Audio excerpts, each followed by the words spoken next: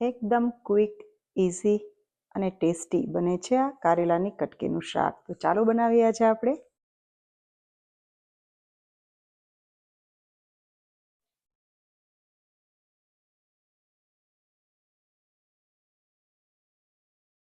કારેલાની કટકીનું શાક બનાવવા માટે આપણે અહીં કારેલા લીધા છે અને એની ઉપરની સ્કિન આપણે રિમૂવ કરી દીધી છે અને આ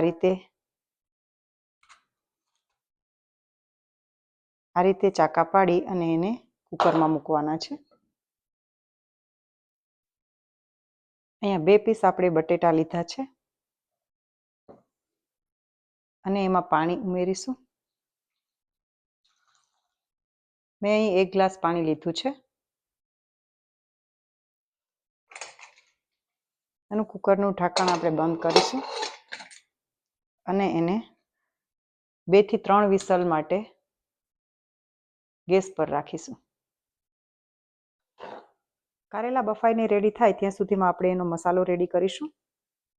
એમાં 3 ચમચી જેટલો આપણે મગફળીનો પાવડર,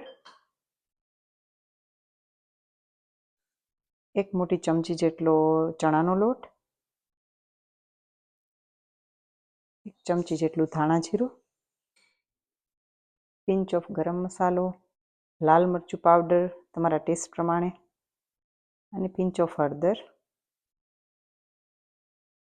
ટેસ્ટ મુજબ સોલ્ટ. બધી વસ્તુઓને આપણે મિક્સ કરી દઈશું.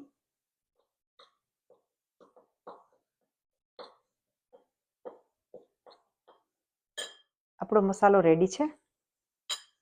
આપણા કારેલા બફાઈને રેડી છે. હવે થોડા ઠંડા પડે ત્યારે આપણે એમાંથી સીડ્સ રિમૂવ કરીશું.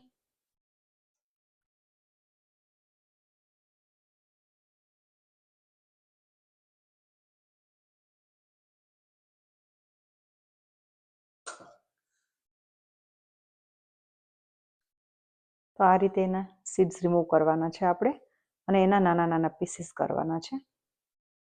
અહીંયા આપણે આ રીતે નાના નાના કારેલાના પીસીસ કરી લીધા છે અને સાથે બટેકાના પણ પીસીસ કરી લીધા છે.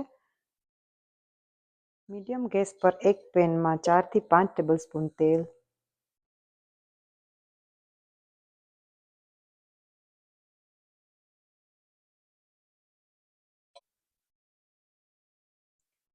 જીરું,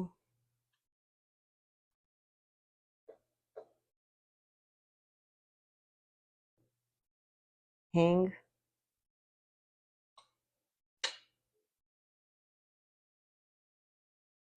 અને લસણ એડ કરી અને થોડી વાર સાંતળીશું.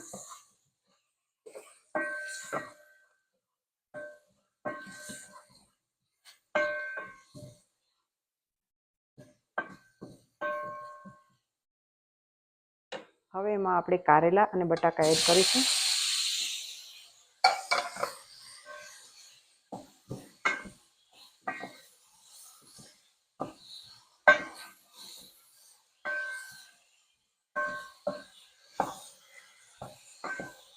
કારેલા અને બટાકાને આપણે 2 થી 3 મિનિટ રોસ્ટ કરીશું.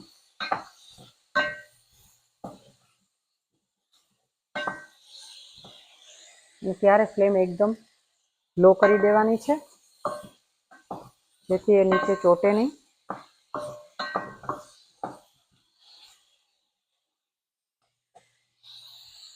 થોડું આપણે પાણી એડ કરીશું.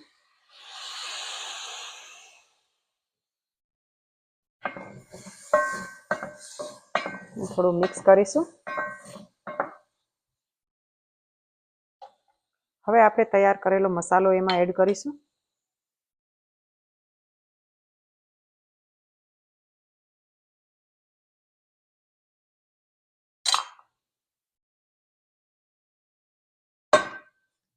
અને સરખી રીતે મિક્સ કરીશું.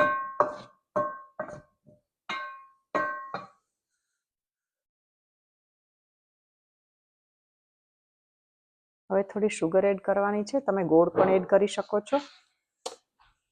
શુગર અથવા ગોળ તમારે ટેસ્ટ મુજબ એડ કરવાના છે. 1 ચમચી લીંબુ જ્યુસ એડ કરીશું.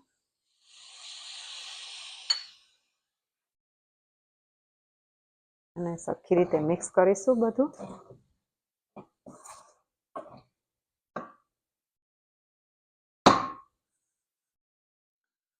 હવે એને આપણે થાળીથી કવર કરીશું. થાળીમાં આપણે પાણી રેડવાનું છે, જેથી કરીને જે સ્ટીમ ડેવલપ થાય એમાં આપણું શાક એકદમ પાકી જશે અને નીચે ચોંટશે પણ નહીં. પાણી નાખી અને લો ગેસ પર આપણે 5 મિનિટ આને પકાવવાનું છે. હવે 5 મિનિટ પછી આપણે આપણું શાક ચેક કરશું.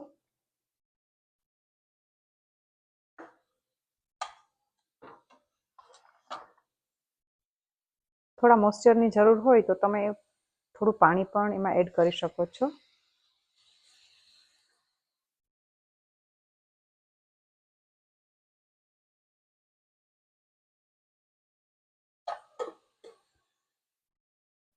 આ રીતે એને મિક્સ કરી દેવાનું છે.